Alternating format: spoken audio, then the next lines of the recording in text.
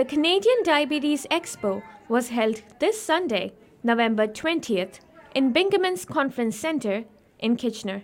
The free event ran from 12 to 4 in the evening and focused on providing motivation and guidelines about healthy eating to attendants. As the director of the Community Diabetes Program, Waterloo Region, we're here because we are one of the main education programs for people who have diabetes in the Waterloo Region. And what we're doing today is my staff are doing a screening event. So what that means is they're testing people for their cholesterol and for their random blood sugar. And we're also doing foot checks. We have the Ocular Health Center here with us, and they're going to be doing retinal screening. These are all typical screening pieces for people who are at risk of diabetes or people who have diabetes. So basically, we're using these results to help educate people about making some simple lifestyle changes that can really help to promote a healthier lifestyle. The expo was designed for everyone interested in healthy living and making a lifestyle change. So what brings me here today is just an opportunity to engage with the public, learn a little bit more about cooking, eating, healthy lifestyles, and what it takes to manage your diabetes and also live with pre-diabetes. I think there's some fear of it because there are so many people, and it's not always people who are heavy.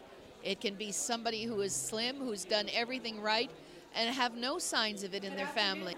Experts at the expo said that the number of diabetic patients in Ontario is growing and currently stands at 1.6 million. A further 2.3 million have pre-diabetes. Alongside the campaign to raise awareness about diabetes, several experts were present to discuss health complications resulting from it. These included nerve diseases, bone diseases, and diseases of the feet. So what we're doing here is checking posture, and posture is a good way of identifying if anybody has any issues with their spine. We're also looking at their feet and also checking for stress in the back. Attendees were encouraged to bring used clothing donations as well. According to experts present at the expo, there are several lifestyle changes that can reduce the risk of diabetes. Things that we talk about in our back care workshop is we want to make sure that people are sleeping in the correct posture. It's very important to make sure that they are getting good quality sleep and they're not doing bad things to their spine.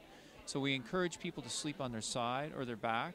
We also want to make sure that they have a supportive pillow so that their neck isn't collapsing. And the other things too is if you're using a tablet or a cell phone, you're doing a lot of texting or work on a tablet, you want to make sure you hold that device out in front of you so that your head is over your shoulders and it's not coming forward.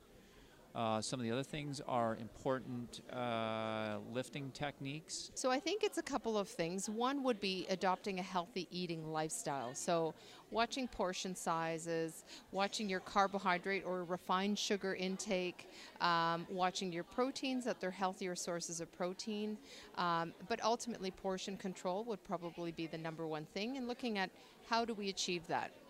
Looking at substituting certain fats for healthier options, sugars for healthier options. The other major component that we're looking at is one's ability to be physically active. So what does it mean to be physically active and engaging in a healthy lifestyle? It doesn't necessarily mean, you know, running or taking up running, but rather moving 30 minutes a day and how that movement can be broken up. For example, we have pole walkers here today. We have fitness bands and weights, etc., that people can try and experiment just to get themselves moving. The expo had several stalls which not only educated people about reducing the risk of diabetes, but also carried out various tests such as checking blood cholesterol and sugar levels. Whether the Canadian population knows much about diabetes is a tricky question. So what I am noticing is that there are people that are coming more educated. Other people are newly diagnosed and they don't know much about it. So we're finding that they tend to thank us because it's very helpful for them to get all of this information in one place.